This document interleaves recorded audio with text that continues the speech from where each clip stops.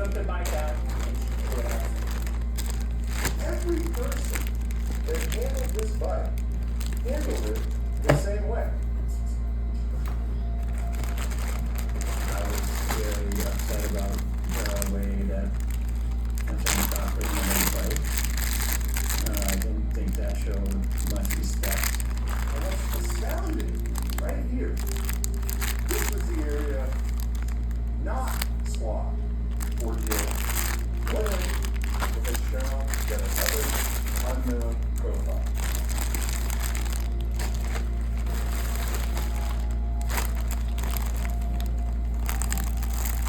I mean, it's hard for all of us to be in that room at one time, and I think it's especially, I mean, it's hard. That's for sure. It feels like cold in there, kind of.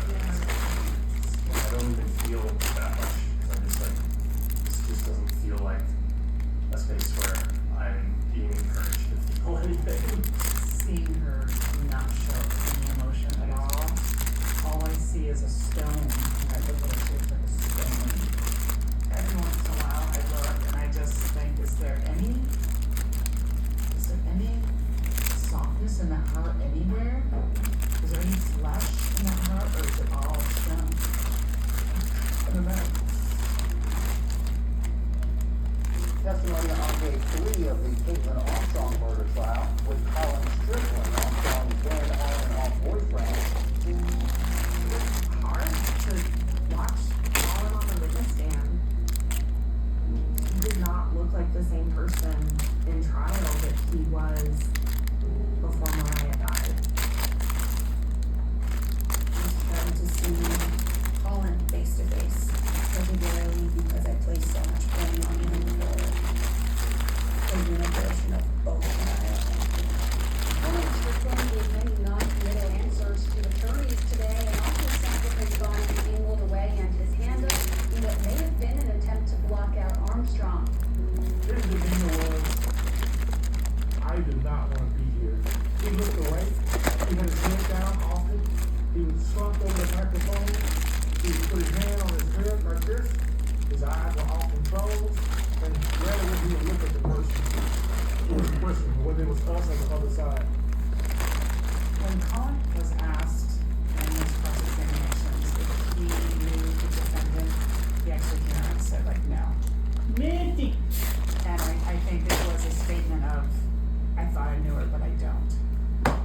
He had very pertinent information We let her to help us put this case together to get justice for Mo. I didn't like the fact that he came off as being very reluctant at times. And I wanted to tell him, come on, dude, do it like this and make it easy on yourself. The state court of Texas between Strickland and Armstrong from October 2021. That was the time when Wilson and Strickland met up in Austin.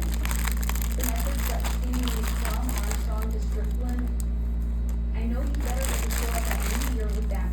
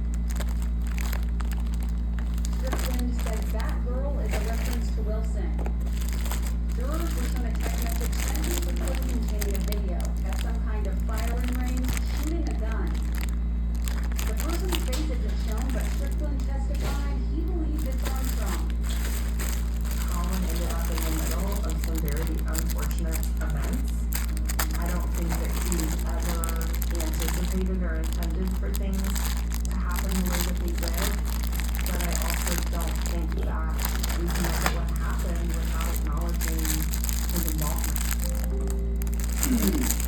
It bothers me that him lying created the situation, the scenario that led to Lowe's death. But on the other hand, he didn't pull the trigger, he didn't kill her. And there's nothing about Caitlin Armstrong, in my opinion, that suggested to Colin, I better be careful, this girl could kill someone. I don't think he saw it coming, and if he did, maybe he'd have done something different.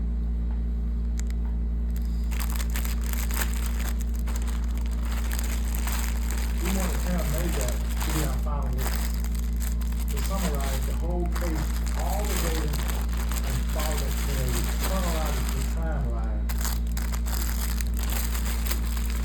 From Colin's phone, we realized he had Mariah in his phone as Christine Wall. Around 4:45, Colin's asking Mariah if she'd like him to come pick her up on a motorcycle. Caitlin did have access to a lot of his information, and there was an iPad at home. She was more than likely to be able to see all of this texting between Colin and Mariah. Around 4:49, Mariah sends Colin the address of where she's staying. Now, it is under Christine Wall, but Mariah sends a picture from her ride. So, Caitlin knows absolutely that's who's making plans with. Caitlin leaves the house, and we believe she's got the gun with her.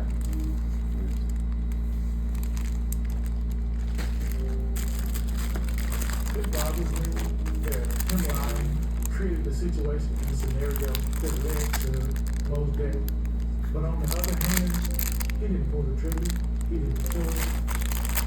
And there's nothing about Caitlin Armstrong, in my opinion, that suggested to Colin, I better be careful, this girl could kill someone. I don't think he saw it coming, and if he did, maybe he'd have done something different.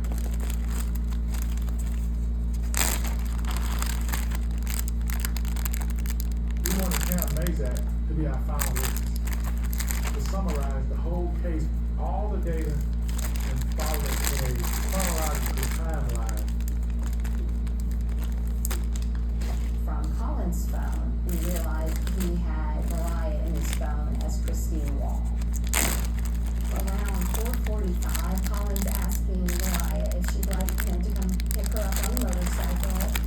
Caitlin did have access to a lot of his information, and there was an iPad at home, which was really likely to be able to see all of this texting between Colin and Mariah. At around 4:49, Mariah sends Colin the address of where she's staying. Now, it is under Christine Wall, but Mariah sends a picture from her ride. So, Caitlin knows absolutely that's who he's making plans with. Caitlin leaves the house, and we believe she's got the gun with her. She is heading up Lamar towards the downtown area. Then she takes a left onto West 6 and heads west, which would take you to P-Valley or that area. But then she turns around and she starts heading east onto 5th. Then her car takes a turn around another block. It's like she's trying to figure out what to do. She pulls over into a parking lot area and sits there for about a minute. I don't know if initially she was just going to go confront them. The little person might, yell, scream, slap, pull hair. Oh, but that's not what happened. She sits there for a minute and then makes a decision to turn her phone on. And then her Jeep starts heading east and goes straight to Patch's neighborhood. Caitlin Jeep location, exactly with all this video. She's circling that neighborhood, and she's sitting in her car waiting at about 3 different spots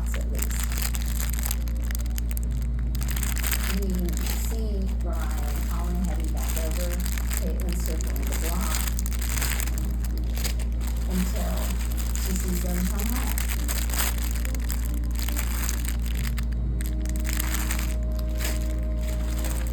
They're within a block of each other. She's waiting for Colin to leave. I know how it ends, and it's still just really hard to watch this unfold. One of the most horrific things that we learned was just how long she had circled Cash's house, just how intentional it was. She basically stalked her.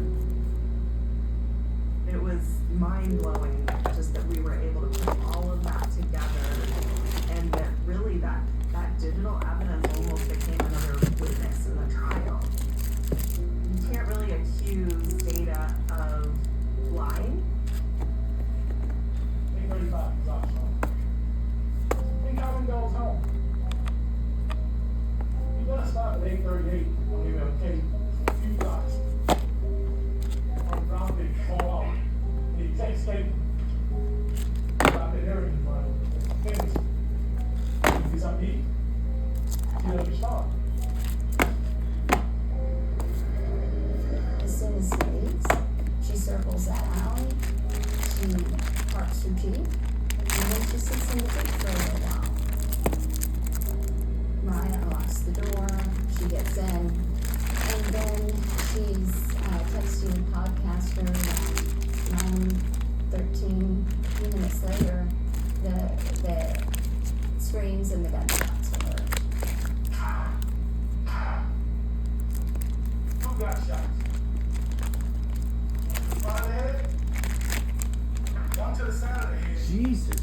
Against the index finger as it passes.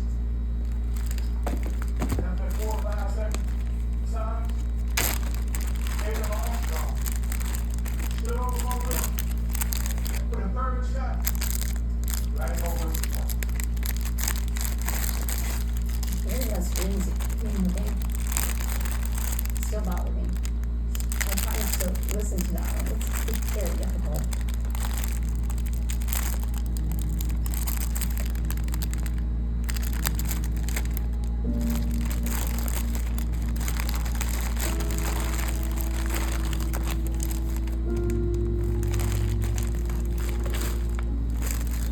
I was coming to terms with what if she's not, but what does that mean for the Wilsons? What does that mean for me? I felt tense. Some of these 12 people. Everything we do all comes down to they didn't like it, or they didn't like it, or even one of them didn't like it, or didn't like it. You're done.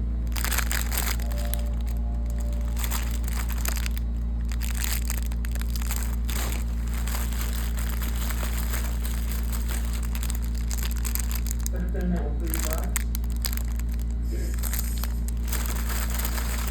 Claim cause number D1DC223011